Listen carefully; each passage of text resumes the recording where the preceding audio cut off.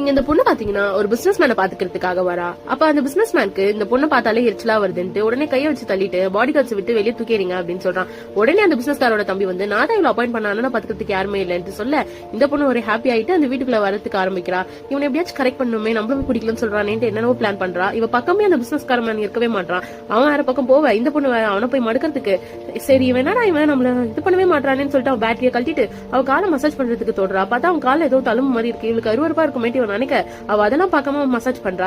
அதை பார்த்து தம்பிக்காரன் பரவாயில்ல நம்ம அண்ணனுக்கு இப்படி பண்றானே ஆனந்த கண்ணீர் விட இவன் எடுத்து போனஸ போட்டு விடுறதுக்கு அவளுக்கு அவ ரொம்ப ஹாப்பி ஆயிட்டு மறுநாள் என்ன பண்ணா சமைக்கிற வேலையும் ஆரம்பிச்சிடறா.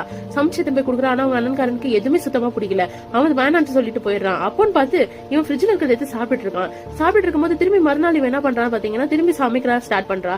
அப்போ வந்து அவன் என்ன பண்றான், சரி சமைக்கலாம் செய்யறாளேன்ட்டு போனஸ் இன்னும் போட்டு விட அவங்க வீட்டு மேனேஜர் யாரும் வந்துட்டு இருக்காங்க.